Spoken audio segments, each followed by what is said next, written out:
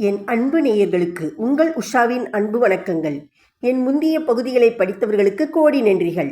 வாருங்கள், ராஜாஜியின் ராமாயணத்திற்குள் செல்வோம். இன்றைய பகுதி 89. நாராயணன் தானோ.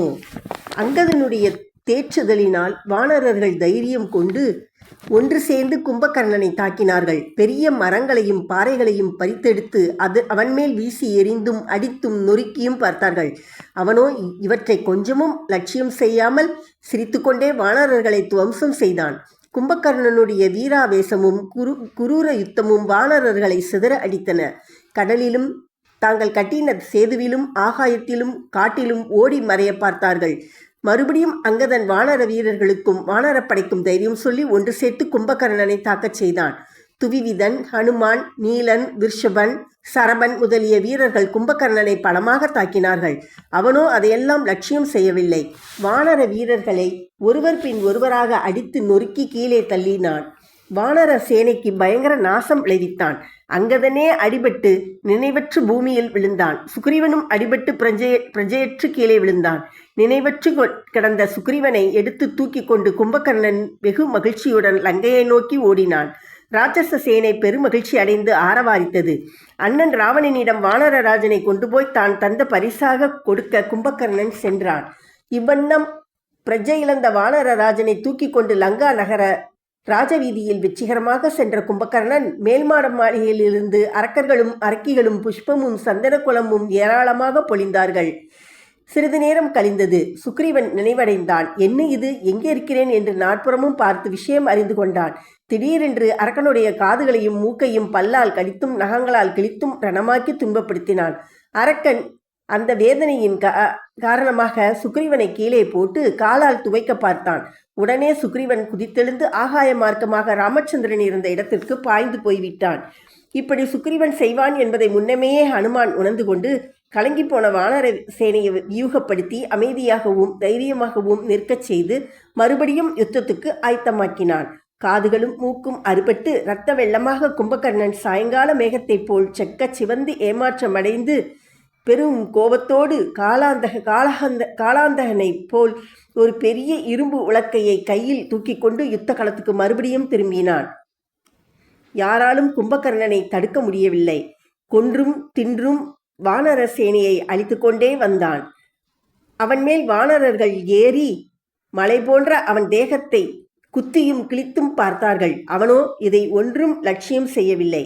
ஈயை ஓட்டி உதறுவது போல் உதறி தள்ளினான். வானரத் தலைவர்கள் யாராலும் அவனை அழிக்க முடியவில்லை.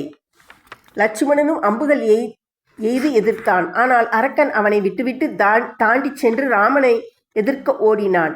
ராமச்சந்திரன் அரக்கனோடு நெடுநேரம் போர் செய்தான். 7 மராமரங்களையும் வாலியின் வஜ்ர தேகத்தையும் துளைத்து சென்ற அம்பு கும்பகர்ணனுடைய உடலை ஒன்றும் செய்ய முடியவில்லை. வேறு பலமான கூரிய அம்புகளை எய்து கைகளை வெட்டி தீர்த்தான். ஆயினும் அரக்கன் யுத்தத்தை நிறுத்தவில்லை. கால்கள் வெட்டப்பட்டு நின்ற முண்டங்காலாலேயே நடந்து கும்பகர்ணன் விடாமல் கோர யுத்தம் நடத்தினான்.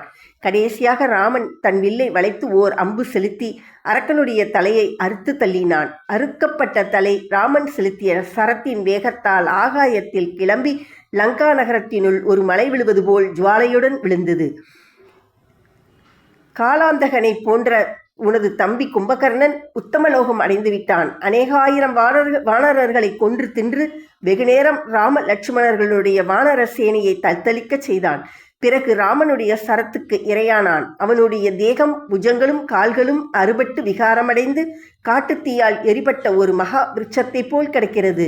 வெட்டுண்ட அவன் தேகத்தின் துண்டுகள் பாதி கடலில் விழுந்தும் பாதி கோட்டை வாசலை ஒரு மலைபோல் அடைத்தும் இருக்கின்றன. தலை அறுபட்டு ஆகாய மார்க்கமாக லங்கையில் விழுந்தது. தங்களுடைய அன்புக்குரிய சகோதரன் வீரஸ்வர்க்கம் அடைந்து விட்டான். இவ்வாறு ராட்சசர்கள் ராவணனிடம் தெரிவித்த போது தன் உயிரே போய்விட்டதாக எண்ணினான்.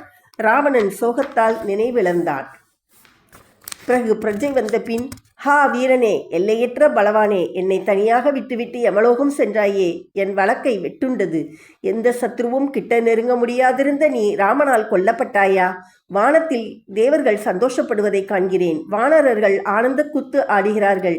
இனி இந்த ராஜ்யம் எனக்கு என்னத்துக்கு? என் அருமை தம்பி போனபின் என் உயிரை நான் எதற்காக வைத்திருக்க வேண்டும்? தம்பியை கொன்ற ராமன் நான் சித்திரவதை செய்ய வேண்டும் என்று துக்கமும் ரோஷமும் மேலிட்டு கத்தினான். மீண்டும் ஐயோ, விபீஷணன் வார்த்தையை கேளாமற் போனேனே என்று பிரலாபித்தான். திரிசரன் முதலிய மக்கள்மார் ராவணனை தேற்றினார்கள். பிரலாபிப்பதில் ஒரு பயனும் இல்லை. பிரம்மாவிடம் சக்தியும் கவசமும் வில்லும் பானங்களும் கிடைத்திருக்க ஏன் மனத்தளர்ச்சி அடைகிறீர் என்று சொல்லி தேற்றினார்கள். திரிசரன் யுத்தத்துக்கு புறப்பட்டான். நான் முந்தி என்று வேறு பலரும் யானை மேலும் ரதங்களில் ஏறியும் திரிசரனை தொடர்ந்து சென்றார்கள். பெரும் யுத்தம் நடந்தது.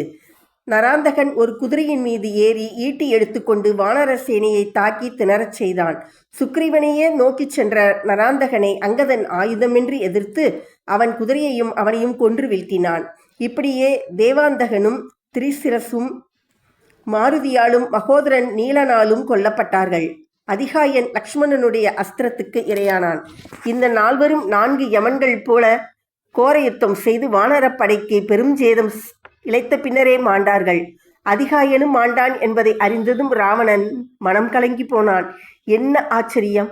மலை போன்ற தேகங்களும் கடலை போன்ற கலங்காத தைரியமும் கொண்ட என் வீரர்கள் ஒருவர் பின் ஒருவராக இந்த சத்துருக்களால் மாண்டார்கள்.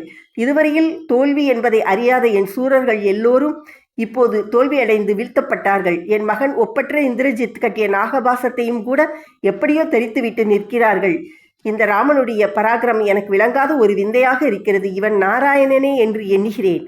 இவ்வாறு ஆச்சரியப்பட்டும் கவலைப்பட்டும் யோசிக்கலானான். மனம் முடைந்தான் என்றே சொல்லலாம். கோட்டைக்குள் சத்துருப்படை புகுவதற்கில்லாமல், முக்கியமாக அசோகவனத்துக்குள் சத்துருக்கள் நுழையாமல் இருப்பதற்கு தீவிர ஏற்பாடுகள் செய்துவிட்டு அரண்மனைக்குள் தீனனாக போய் சேர்ந்தான். இன்றுடன் இத்தைய பகுதி நிறைவடைந்தது. நீங்கள் கேட்டதற்கு மிகவும் நன்றி. பிடித்திருந்தால் கமெண்ட் பண்ணுங்க, லைக் பண்ணுங்க, சப்ஸ்கிரைப் பண்ணுங்க.